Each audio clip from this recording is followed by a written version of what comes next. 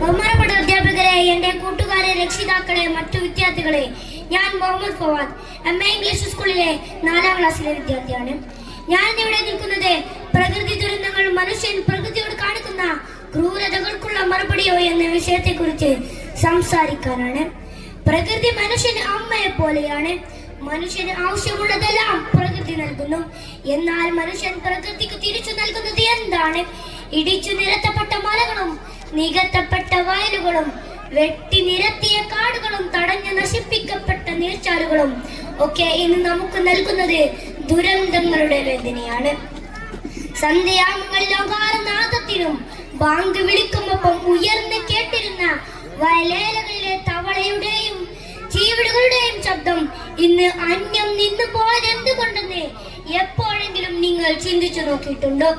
നെൽപ്പാടങ്ങളിൽ ഉപയോഗിക്കുന്ന അതിമാരകമായ കീടനാശിനി കാരണം വംശനാശത്തിന്റെ വക്കിലെത്തി നിൽക്കുകയാണ് ആ പാവം ജീവികൾ.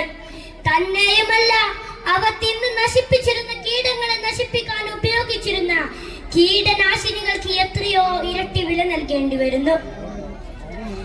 ജീവജാലങ്ങളെ കുറിച്ചാണ് ഇത് പറയുന്നതെങ്കിൽ ജീവനില്ലാത്ത മറ്റു പ്രപഞ്ചത്തിലെ മറ്റു നിരവധി വസ്തുക്കളുടെ മേൽ മനുഷ്യൻ നടത്തി വരുന്ന കടന്നാക്രമണം നാം ചിന്തിക്കുന്നതിനപ്പുറത്തുള്ള പ്രത്യാഘാതങ്ങളായിരിക്കും ഉണ്ടാക്കി വെക്കുക.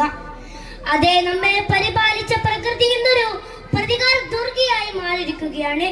അടിക്കടി ഉണ്ടാകുന്ന പ്രകൃതി ദുരന്തങ്ങൾ നമ്മെ ബോധ്യപ്പെടുത്തുന്നത് ഇത് തന്നെയാണ്. പശ്ചിമഘട്ടത്തെ കുറിച്ച് പഠിച്ച് റിപ്പോർട്ട് വായിക്കാൻ ഗവൺമെന്റ് നിയമിച്ച് ശ്രീ മാധവ് ഗാഡ്ഗിൽ 2018 പറഞ്ഞു. പശ്ചിമഘട്ടം ആകെ തകർക്കപ്പെട്ടിരിക്കുകയാണ്. ഇനിയും ഒരു നടപടി എടുത്തില്ലെങ്കിൽ കേരളത്തെ കാത്തിരിക്കുന്നത് ഒരു വൻ ദുരന്തമാണ്. അത് സംഭവിക്കാൻ നിങ്ങൾ കരുതും പോലെ യുഗങ്ങളൊന്നും വേണ്ട. വെറും 4-5 വർഷങ്ങൾ മതി. അന്ന് ഞാനും നിങ്ങളും ജീവിച്ചിരിപ്പുണ്ടാകും. ആരാണ് കള്ളം പറയുന്നതെന്നും ഭയപ്പെടുത്തുന്നതെന്നും അന്ന് നമുക്ക് തനിയെ മനസ്സിലാകും. എന്നാൽ 2018 ഗാഡ്ഗിൽ പറഞ്ഞത് 5 വർഷം കൊണ്ട് അത് സംഭവിച്ചു. ഇതാ 2024 വയനാട്ടിൽ മറ്റൊരു ദുരന്തവും നമ്മെ ഓർമ്മിപ്പിക്കുന്നത് അത് തന്നെയാണ്. പ്രകൃതി കനിഞ്ഞ് അനുഗ്രഹിച്ച നാടാണ് നമ്മുടെ ഈ കേരളം. പുഴകളാലും മലകളാലും മരങ്ങളാലും സമ്പന്നമാണ് നമ്മുടെ ഈ കേരളം. അതുകൊണ്ട് തന്നെയാണ് ലോകമെമ്പാടും നമ്മുടെ കേരളത്തെ ദൈവത്തിന്റെ സ്വന്തം നാട് എന്ന് വിശേഷിപ്പിക്കുന്നത്. നമ്മുടെ പൂർവികർ നമുക്ക് വേണ്ടി പ്രകൃതിയെ കാത്തു സൂക്ഷിച്ചതുപോലെ നമുക്കും ഭാവി തലമുറയ്ക്കായി പ്രകൃതിയെ കാത്തു സൂക്ഷിക്കുവാനുള്ള കടമയുണ്ട്. മാലിന്യ കൂമ്പാരങ്ങളിൽ നിന്നും പ്രകൃതി ചൂഷണങ്ങളിൽ നിന്നും പ്രകൃതി സംരക്ഷണത്തിന് വേണ്ടി നമുക്കൊന്നായി കൈകോർക്കാം. ഇത്രയും പറഞ്ഞുകൊണ്ട് ഞാൻ എൻ്റെ വാക്കുകൾ ഇവിടെ അവസാനിപ്പിക്കുന്നു. നന്ദി, നമസ്കാരം.